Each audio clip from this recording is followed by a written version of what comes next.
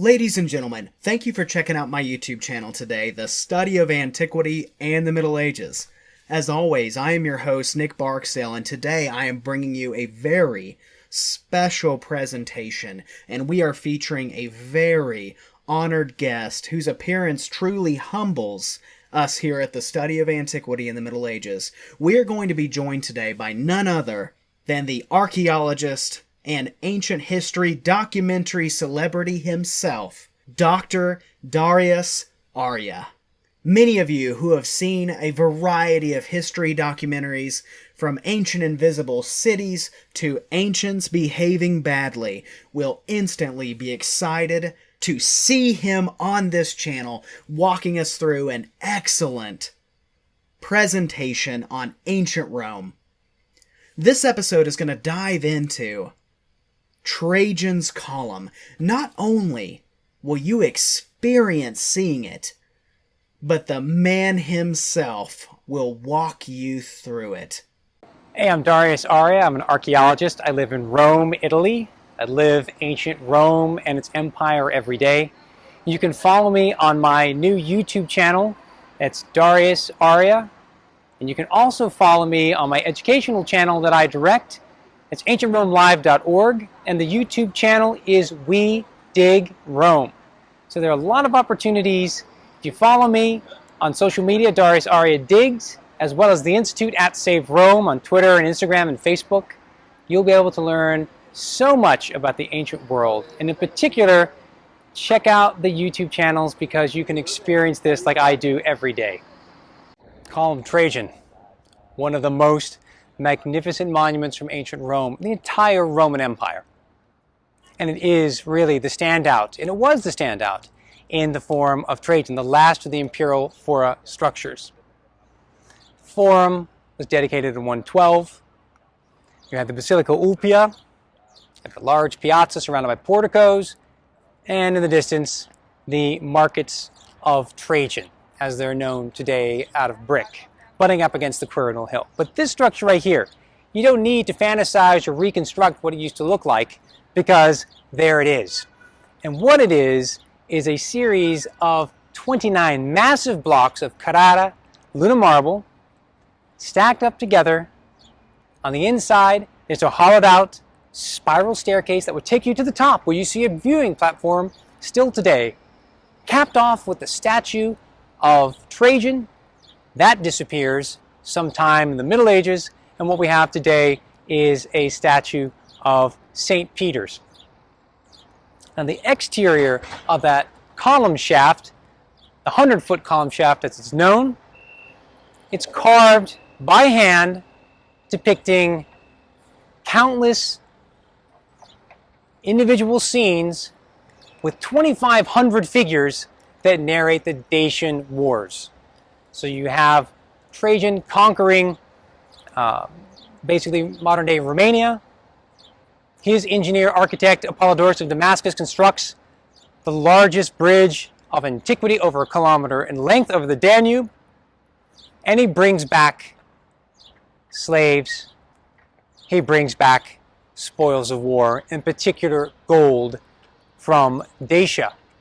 And it really is extraordinary, and you can follow with the naked eye from the bottom all the way to the top to the suicide of the Dacian king Decebalus. And this was a fantastic landmark in ancient Roman times of the emperors. It remains an important landmark in medieval Rome, in Renaissance Rome. The area around the base is dug out in the time of Napoleon, and it stands here today, currently subject to a new phase of restoration. When I look at Trajan's column, I can't help but be in awe of its size. Would you mind walking me and the audience through the dimensions of this colossal statue that is an excellent representation of Roman history? Column of Trajan, it's huge. How big? The shaft alone is just about 100 Roman feet. That's about our Roman foot today. And when you consider the ground level, the massive base, which once housed the ashes of Trajan and his wife Plotina, up the spiral staircase to the landing platform, and then that circular base for the statue of Trajan. The overall height is estimated at being 144 Roman feet high. We're getting close to the height of the Pantheon. We're getting close to the height of the Colosseum. So it really was a gigantic monument, looming large in everyone's experience in ancient Rome. When we look at it on coins, we see it as a plain shaft.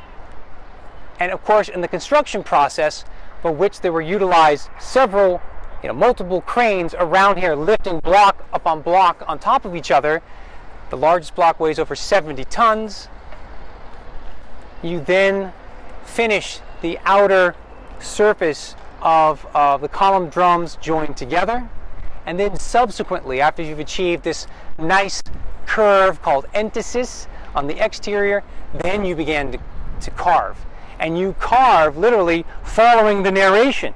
So you can see that the bandwidth of the relief work, as you spiral up to the top, it kind of undulates a little bit, because sure, they would have had plans and drawings and cartoons to go by, but a lot of the stuff was just carved freehand as you make your way around to the top, narrating what will be all the glorification of the success of the Roman army, the emperor, who appears multiple times, and we can see him standing out frequently, sometimes even lining up vertically at certain points, leading on the Roman army in sacrifice, in receiving embassies, in looking at the beheaded remains of Dacian chieftains, and so forth. So he's the real leader, the real driver in this success, and ultimately that's why it's known as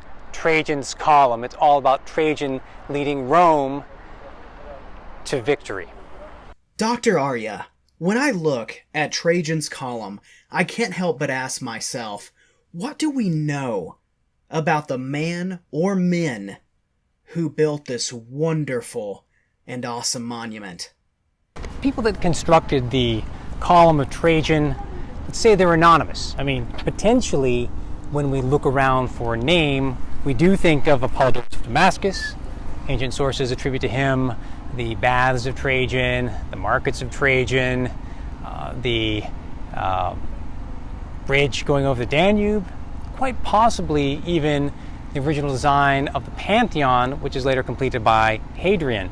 So we have that important name floating about. But the men that carved the figures in low relief all the way up to the great height of the Column of Trajan, they remain anonymous.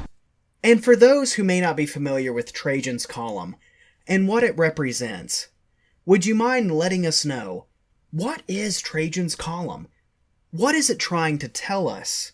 What is it commemorating? And what can we learn about Roman military history and politics in this wonderful masterpiece of Roman celebration and architecture? So it's made to celebrate Trajan, it's made to celebrate his wars. The wars are what are narrated there. We think that somewhere there would have been some published account of those wars. This is the comic book form, the graphic novel, if you will. And of course, we don't have that book anymore. We have just the narrative and these figures, which if you start to break them down, they start to be very repetitive.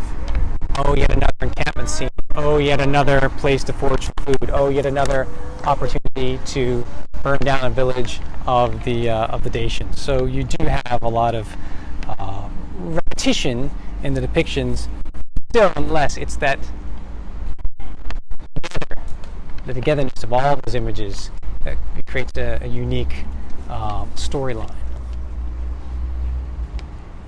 As I look at this column, this tribute to Roman military might and power, I can't help but notice there are so many intricate and beautifully carved designs that decorate the entirety of this pillar. For those like myself who have never seen it in person, would you describe the reliefs themselves, that are carved into Trajan's column. The reliefs depict a number of generic scenes, such as crossing the Danube River, such as burning a village of the enemy, such as building an encampment, or making a sacrifice, or searching for food, or presenting the heads of the defeated chieftains of the Dacians. So it really is, more often than not, the army in action. And who's leading that action time and time again is going to be the Emperor Trajan. So he appears multiple times. And one thing to be said right from the get-go is that this, like so many other reliefs and statues of ancient Rome, this was painted. So a lot of the figures, like the Emperor, would be even more visible than they are today. Another thing that I think we should just be in awe of, as I'm taking a look at it right now, is that the level of preservation, it's astounding, and just a bit of a miracle. Right now, scaffolding is up along the base, which depicts a big pile of weaponry, armor, shields, helmets, swords of the vanquished foe. And there's conservation work that's ongoing right now. So these are monuments that need to be taken care of. These are monuments that need to be looked after. So what it says about the people of Rome, what it says about the Roman army, is that they are inevitably successful. Going against the Romans, you're going to have this inevitable outcome of victory on the part of Rome. That's what you see time and time again. When you flip over to the later column of Marcus Aurelius, well, the story isn't so rosy, right? And the Romans don't always have the upper hand. Times changed. But here, we really have the climax. And if you think about the fullest extent of the Roman Empire, it's under Trajan. This term, not just princeps, but optimus princeps, the best emperor. So he really loomed large in people's minds in terms of being the best, and best included, to a large degree, success in war. Ladies and gentlemen, thank you for watching this presentation. I hope that you enjoyed it. Please check out the links in the video description below so that you can support him and everything he does, because though I do everything I can to teach you and to educate others on ancient and medieval history, he takes that a step forward, and in such an excellent, masterful way. He not only teaches you history and shows it to you, but he takes you there himself as you experience the wonderful sights to behold in ancient history by the ever so wonderful, patient, and knowledgeable Dr. Darius Arya.